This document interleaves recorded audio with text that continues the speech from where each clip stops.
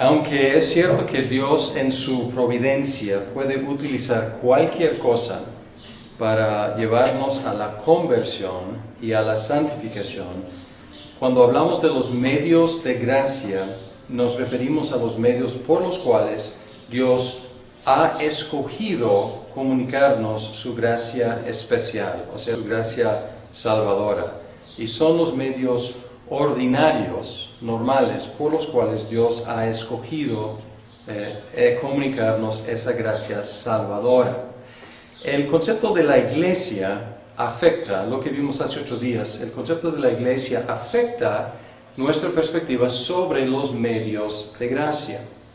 Porque, por ejemplo, las iglesias que tienen conceptos objetivos, externos, lo que vimos hace 8 días, como la Iglesia Católica, las iglesias ortodoxas, tienden a enfocarse en los sacramentos como los medios de gracia más importantes.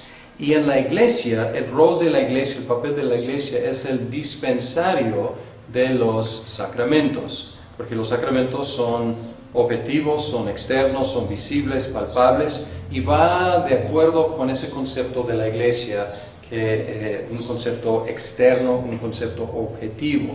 Las iglesias que tienen conceptos subjetivos, internos, tienden a negar los medios de gracia y tienden a buscar experiencias inmediatas con Dios. Pues por un lado podríamos decir que niegan los medios de gracia, por el otro lado podríamos decir que multiplican los medios de gracia, porque cualquier cosa, cualquier experiencia para ellos puede ser un medio de gracia. Nosotros, las iglesias con un concepto mixto, no extremadamente objetivo ni subjetivo, ni externo ni interno, sino tratando de abrazar los dos aspectos de la iglesia, nosotros enfatizamos los medios de gracia como las maneras ordinarias por las cuales Dios ha determinado comunicarnos su gracia.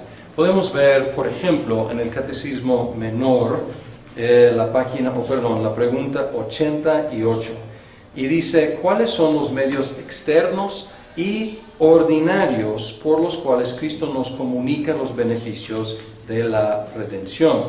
Y luego identifica los medios externos y ordinarios por los cuales Cristo nos comunica los beneficios de la redención son sus ordenanzas, y especialmente la palabra, los sacramentos y la oración, y todos los cuales hace Él eficaces para la salvación de los elegidos. Pues aquí está diciendo que Dios no está restringido, y aquí menciona todas sus ordenanzas. En un sentido son medios de gracia. Sin embargo, en Westminster se enfoca en 3, aunque normalmente en la teología reformada se enfoca en 2 que son más concretos que la oración, que es más subjetiva. Bien, podríamos decir que los conceptos de la iglesia externos favorecen los sacramentos y los internos favorecen la palabra, hasta tal extremo que podemos ver las tendencias de la iglesia católica, que la predicación no se enfatiza. Hay una homilía, hay una meditación, pero realmente la gente no va a la iglesia tanto para escuchar el sermón. Y al otro extremo, los cuáqueros o los amigos ni tienen sacramentos, niegan los sacramentos, y en su caso a veces es predicación o a veces es simple meditación y reflexión. Además, los conceptos externos favorecen un funcionamiento automático de los medios. La iglesia es el dispensario de los sacramentos, y los sacramentos funcionan automáticamente.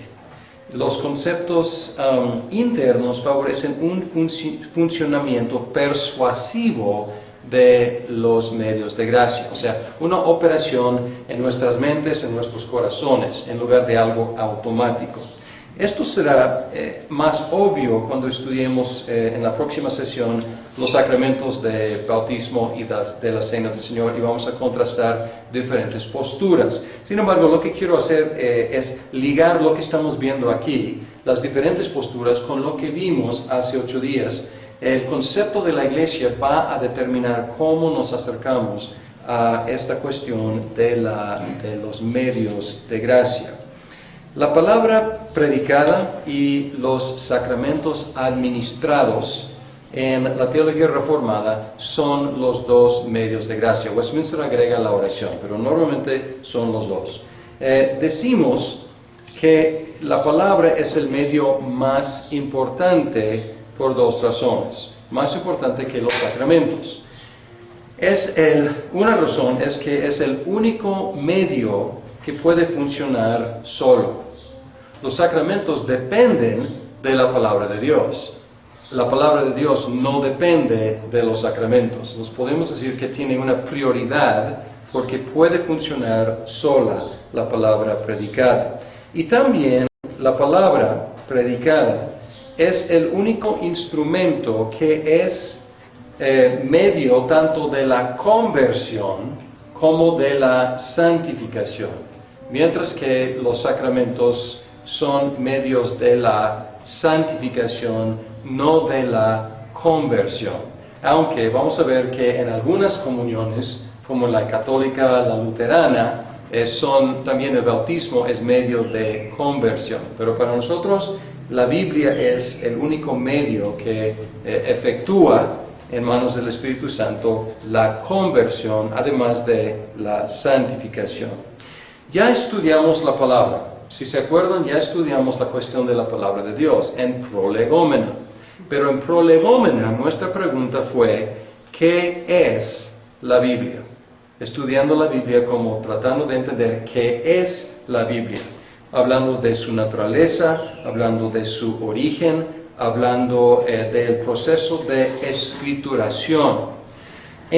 Ahora estamos como retomando la Biblia y esto fue para poner la pauta de que qué vamos a utilizar durante toda la teología, la Biblia. Y aquí estamos considerando la Biblia como el tema otra vez, pero ya es la palabra, no en sí, sino la palabra predicada. Es importante enfatizar que no es la palabra en sí solita que es medio de gracia, es la palabra predicada. En otras palabras, cuando decimos predicada, estamos usando la palabra predicada ampliamente. Podríamos decir, usando lenguaje más moderno, la palabra comunicada.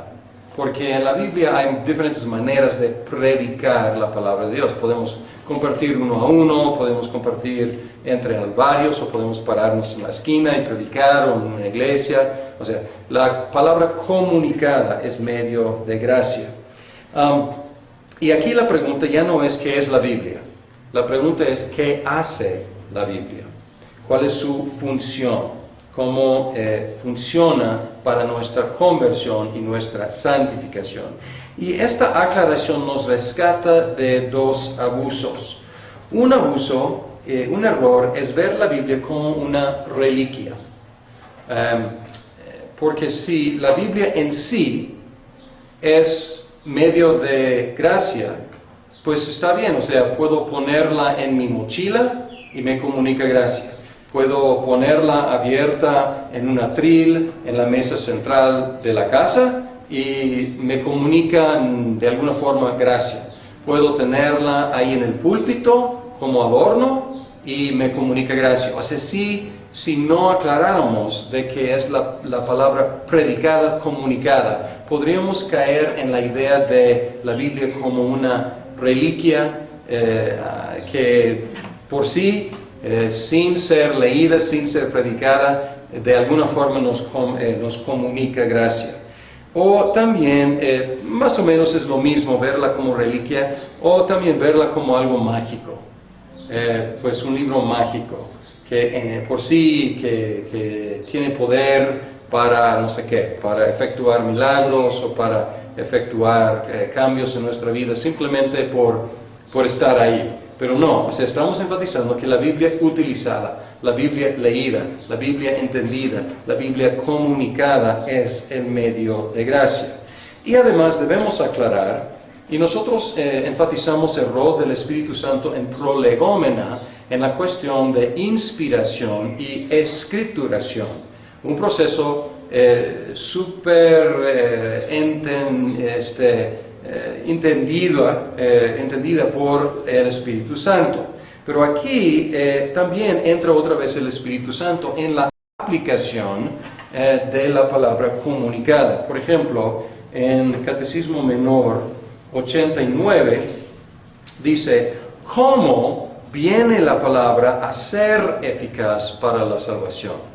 Dice, el Espíritu de Dios hace que la lectura y aún más especialmente la predicación de la palabra sean medios eficaces de convencer y de convertir a los pecadores y de edificarles en santidad y consuelo por la fe hasta la salvación. Entonces aquí en manos del Espíritu Santo es medio de gracia, no simplemente ahí en el estante, ahí sobre la mesa, sobre el púlpito, no, es en manos del Espíritu Santo. Entonces este es el lado, podemos decir, divino. ¿Qué hace el Espíritu con la palabra predicada, leída, para hacerla en medio de nuestra conversión y santificación? Pero al mismo tiempo, esto si es palabra comunicada, esto pone en nuestras manos una gran responsabilidad. Es comunicarla y es leerla y es comunicarla a nosotros mismos y comunicarla a otras personas. Entonces es una gran responsabilidad nuestra si es la palabra predicada que es medio de gracia. La pregunta 90 hace la pregunta para nosotros. Primero hace la pregunta con respecto al Espíritu y luego para nosotros. ¿Cómo ha de ser leída y escuchada la palabra para que se haga eficaz para la salvación? Respuesta: a fin de que la palabra se haga eficaz para nuestra salvación, hemos de prestarle atención con diligencia, preparación de espíritu y oración. Hemos de recibirla con fe y amor, atesorarla en el corazón y practicarla en la vida. Ahora, pregunto, una reflexión personal, ¿cómo recibimos la palabra? ¿Cómo recibimos la palabra cuando la leemos en la mañana o en la tarde o a mediodía? ¿Cómo recibimos la palabra cuando es predicada, cuando es leída en público, cuando es estudiada? Y aquí es muy práctica esta pregunta. Con preparación adecuada de antemano, con oración, con diligencia, atesorándola en el corazón y practicándola en la vida. Porque si no se lleva a la práctica, somos nada más oidores de la palabra y realmente no se convierte en medio de gracia para nosotros. O no se hace eficaz como medio de gracia. Es la palabra, la pregunta de qué hace, cómo se utiliza en nuestras vidas para conversión y para santificación. El segundo medio son los sacramentos tomados juntos como una categoría de sacramentos. Y otra vez debemos enfatizar sacramentos administrados. Y aquí en mis apuntes dice simplemente sacramentos, pero son sacramentos administrados. Otra vez, importante, ¿por qué? Porque hay algunos que reciben los sacramentos como si tuvieran poder automático, mágico. Y no solamente entre los romanos, he escuchado de abusos entre así llamados protestantes, tomando los elementos de los sacramentos y como derramando el vino en un lugar para santificar ese lugar, cosas así como si tuviera poder, no bebiendo el vino, sino utilizándolo para un rito que me parece como un rito mágico. Entonces es tomar como si tuviera un poder en sí, como un poder mágico. Entonces son los sacramentos administrados, y debemos aclarar, administrados correctamente, bíblicamente. Ahora, esta palabra es un poco problemática, porque la palabra sacramentos no es tomada de la Biblia, y su etimología no nos ayuda a entender qué son los sacramentos. La palabra sí aparece en la Vulgata, la Biblia en latín, sacramento, que quiere decir un misterio. Y Berkhof utiliza, él habla de la etimología y les refiero a Berkhof para esa etimología. Y aparece, y aquí hay algo de la confusión, aparece en el texto de Efesios cuando Pablo habla del matrimonio y dice que es un gran misterio, y luego dice, pero estoy hablando de Cristo y la iglesia, es un gran sacramento. Entonces ahí pues en los oídos de un católico romano dice, ajá, ahí está, pues dice que el matrimonio es un sacramento, y es en su esquema es un sacramento. Pero aquí tenemos que tener cuidado, porque muchas veces peleamos en una forma no muy útil sobre la cuestión de cómo números, cuántos sacramentos hay. Y como es una palabra extra bíblica, por lo menos en el sentido en el cual estamos utilizándolo, la primera pregunta debe ser, ¿qué quieres decir con sacramento? Porque la Biblia no nos da una definición, es una palabra teológica y tenemos que darle una definición. Y vimos en la cuestión del pacto, ¿se acuerdan? Vimos como 4 diferentes definiciones de un pacto. Entonces, y esas definiciones son como lentes. Y si pones, en cuestión de los pactos, vimos los lentes de Murray, pues son pocas cosas que se ven como pactos. Si pones los lentes de Robertson, puedes ver más cosas como pacto. Si pones los lentes de Klein, pues más cosas. Igual, si pones los lentes de los católicos romanos, su definición de un sacramento, vas a encontrar 7, porque su definición permite 7. Si tienes una definición muy amplia, y yo he escuchado hoy en día hablar la gente de sacramentos como cualquier cosa que Dios utilice en nuestras vidas. Entonces, en ese sentido, la enfermedad puede ser un sacramento, la prosperidad puede ser un sacramento, cualquier cosa en nuestras vidas puede ser un sacramento. Entonces, hay que hablar de qué es un sacramento, cuál es nuestra definición. La pregunta es si existe en la Biblia una categoría de ordenanzas, de actos sagrados que son sui generis, es decir, una categoría aparte, que tiene cosas en común entre ellos, pero que se distinguen de otras ordenanzas, porque pues hay muchísimas ordenanzas en la Biblia. Entonces la tarea es identificar los que se distinguen, los que se hacen distintos de cualquier otra ordenanza. Y nosotros los reformados, tratando de contestar esta pregunta, encontramos 2 actos en el Antiguo Testamento y 2 actos en el Nuevo Testamento que sobresalen como distintos, diferentes de cualquier otra ordenanza. Y estos 2 en el Antiguo Testamento encontramos que son la circuncisión y la Pascua. Y hay muchas otras ordenanzas, pero estas son diferentes, son de otra categoría. Y luego hacemos la pregunta, ¿qué tienen en común esas 2 ordenanzas? Igual en el Nuevo Testamento encontramos 2 ordenanzas establecidas por Cristo que son distintas de otras ordenanzas. Y aquí lo que hemos hecho es que hemos tratado de definir o identificar las características que apartan esas ordenanzas de otras. Y aquí podemos leer el catecismo y la confesión. Por ejemplo, la pregunta 92. ¿Qué es un sacramento?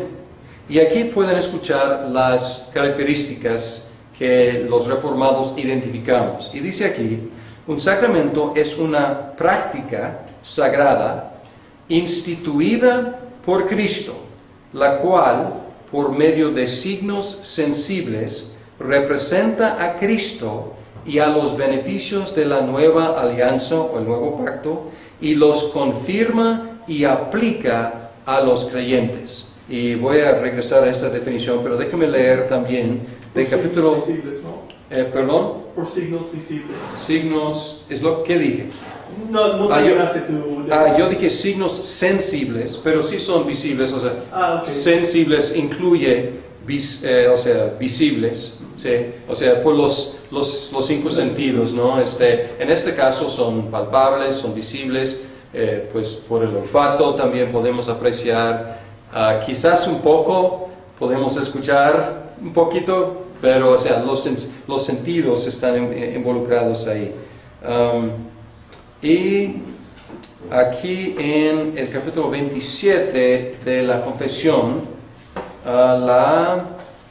el primer párrafo, dice, los sacramentos son señales y sellos santos del pacto de gracia, instituidos directamente por Dios. En un sentido esto es preferible, en lugar de decir instituidos directamente por Cristo, podemos ir directamente por Dios, porque así estamos abarcando Antiguo y Nuevo Testamento. Sin embargo, en un sentido, cuando hablamos del Nuevo Testamento, es preferible hablar de instituidos directamente por Cristo. Porque, pues, vamos a pensar, el matrimonio fue instituido directamente por Dios, pero no fue instituido directamente por Cristo en el Nuevo Testamento. O sea, la labor debemos aclarar por Dios en general, pero en el Nuevo Testamento por Cristo. Bien, dice, para representar a Cristo y a sus beneficios y para confirmar nuestra participación en Él. Y también para establecer una distinción visible entre aquellos que pertenecen a la Iglesia y el resto del mundo. Y para obligarlos solamente al servicio de Dios en Cristo conforme a su palabra. Entonces aquí el matrimonio falla en diferentes características. O sea, no distingue a los cristianos de los no cristianos, porque los no cristianos también disfrutan el beneficio del matrimonio, por ejemplo. Bien, entonces con esta definición, si estos son nuestros lentes que estamos utilizando, vamos a encontrar dos y solamente dos sacramentos en cada testamento. Además, hay un argumento a favor de dos en el Nuevo Testamento, porque a lo mejor los católicos romanos igualmente van a encontrar dos en el Antiguo Testamento, pero en el Nuevo Testamento encuentran más. Pero no es un argumento muy contundente, pero el hecho de tener dos en el Antiguo, como nos prepara para tener dos en el Nuevo. Y sobre todo por la conexión muy estrecha entre los sacramentos del Antiguo y los sacramentos del Nuevo, viendo los nuevos como cumplimiento de y reemplazo de los antiguos. Ahora, les refiero otra vez a Berkhof para ver los argumentos, aunque él no presenta mucho argumento a favor de los dos, pero lo que estoy queriendo enfatizar es cuestión de definición. Entonces, ahí debemos empezar cuando estamos platicando con otras personas. Por ejemplo, hay algunos evangélicos, son pocos, pero que tienen tres sacramentos. Bautismo, la cena del Señor y el lavar los pies. Y ahí dicen, pueden decir que fue instituido directamente por Cristo. Entonces tiene esa característica, pero representa a Cristo y a los beneficios del nuevo pacto, los confirma y aplica a los creyentes. Si vemos el contexto cuando él dijo lávense los pies, o sea, y él lavó los pies, o sea, no vemos que realmente haya algo simbolizado ahí más que pues servicio mutuo, humildad. Entonces no es exactamente apuntando hacia los beneficios de su obra redentora. Por ejemplo, pero a lo mejor la definición de esos hermanos es una definición más amplia, que puede incluir otras cosas. Creo que entre algunos luteranos incluyen el bautismo, la cena del Señor y la confesión. Otra vez, la confesión es una ordenanza. En Santiago dice, confiesen sus pecados los unos a los otros, pero instituida directamente por Cristo, pues no, o sea, es una ordenanza bíblica. Entonces, es de otra categoría que no llega a ser la misma categoría que los dos sacramentos que tenemos identificados. ¿Cómo funcionan los sacramentos? Vamos a hacer unas negaciones. Primero, no funciona automáticamente, cosa que ya mencionamos, ex opere operato. Ex opere operato. Y es un dicho que quiere decir de la obra obrada. O sea, obrando, obra por sí. Y es la idea de la Iglesia Católica Romana que vamos a considerar cuando estudiemos un poco más el bautismo y la cena. Aquí en la Confesión de Fe de Westminster hay una negación de ex opere operato. En el tercer párrafo de capítulo 27 dice que la gracia que se manifiesta en los sacramentos o por ellos mediante su uso correcto no se confiere por algún poder que hay en ellos. Pues aquí es una negación, no usa esa expresión, pero es lo que está negando. El poder no es algo inherente dentro de los elementos. También hay una negación aquí de donatismo. Donatismo. El obispo Donato o Donatus, como quieran poner su nombre así, fue un obispo de Cartago en el IV siglo y él no empezó, hubo un obispo antes que él, pero no duró mucho tiempo. Y Donato o Donatus era el más fuerte y la herejía, como fue llamada, tomó su nombre. Ellos eran los rigoristas y ellos seguían el rigor de Tertuliano, de Cipriano, y su contrincante fue Agustín de Hipona. Hubo un cisma en la iglesia después de la persecución de Diocleciano en 303 a 305. Y ahí algunos pastores habían entregado copias de las escrituras para ser quemadas. O algunos cristianos habían quemado incienso al emperador para salvar sus vidas.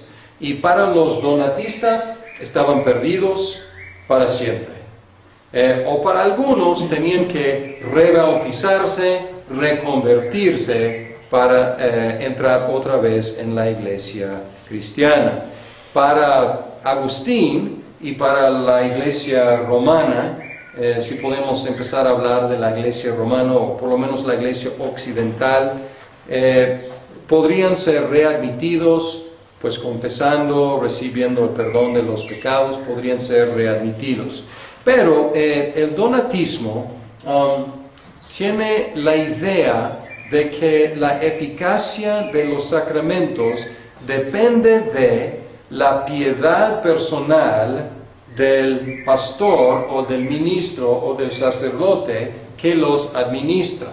O depende es como casi la misma idea, del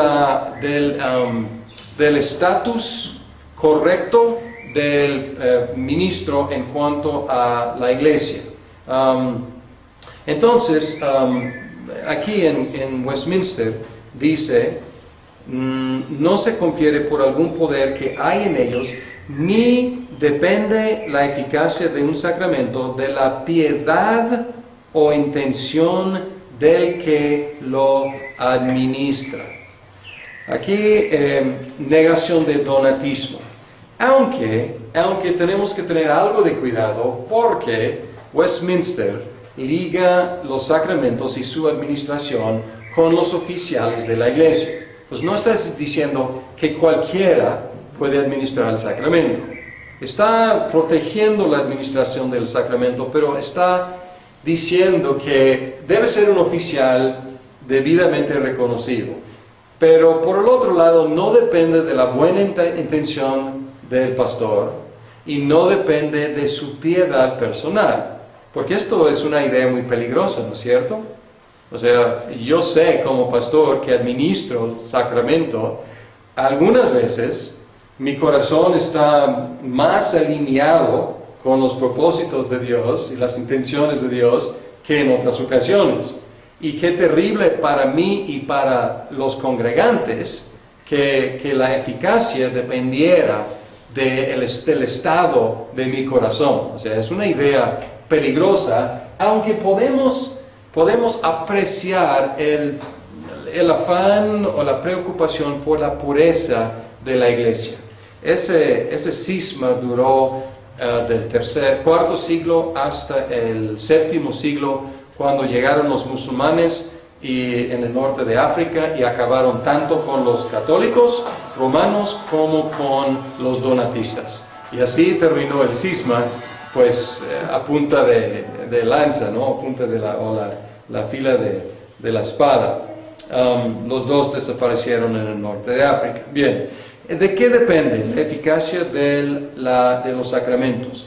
Depende de la obra del Espíritu Santo, la promesa de Dios relacionada a su uso y su digna recepción. Aquí vamos a seguir leyendo.